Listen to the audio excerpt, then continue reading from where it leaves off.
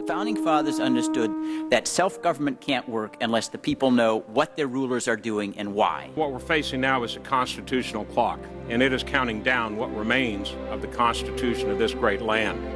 The only remedy, and that's the one the framers gave to the Congress of the United States, the House and the Senate, is the remedy of impeachment. When this Congress and the American people were told about the case for war, we were only told one part of the story. If the president lied to Congress in order to motivate Congress to go into war, that would be impeachable.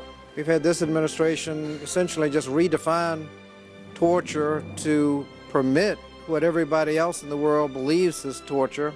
It's appalling as a veteran to hear a discussion that justifies any form of torture. We have a president and an administration that claims the power, point their finger at any person in this room and say, you're an enemy combatant because I say so. With his claim that he has power to detain any U.S. citizen as an enemy combatant and put them in detention indefinitely without any customary accusation or charge. They sign a bill containing, say, 4 or 5 provisions, and then they say the provisions they don't like are unconstitutional and they're not going to enforce them. And one of President Bush's signing statements is, I'm not going to comply with the law that I should tell you that I'm not complying with the law. We're not a country where we can have laws that are secret. They should all be released. Firing U.S. attorneys because they refuse to indict Democrats in time to affect an upcoming election, and suggesting that others may have kept their jobs because they, in fact, pursued frivolous charges. President Bush has ordered his executive branch officials not to testify to Congress.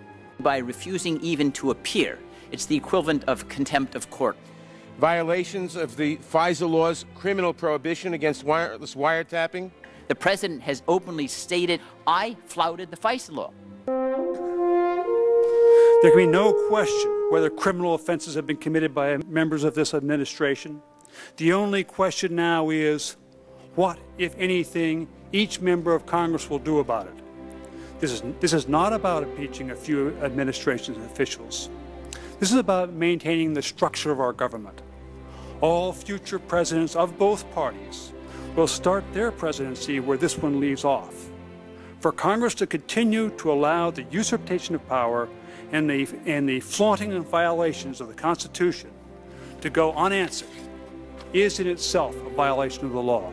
On January 20th, 2009, if this administration is not appropriately held to account, they will hand off a toolbox with more powers than any president has ever had, more powers than the founders could ever have imagined, and that box will be handed to the next president. Whoever gets it, one of the things we know about power is that people don't give away tools. They don't give them up. The only way we take tools out of that box is if we sanction this administration now and say the next president cannot govern as these men have. I don't think you would need a very long period of time to decide whether what the president has done is an impeachable offense. It's open, it's notorious, you just vote. You just need to know what the Constitution means. The facts are on the face. Call toll-free 866-340-9241 and ask your congressman to save the Constitution and co-sponsor impeachment legislation now. It is not too late.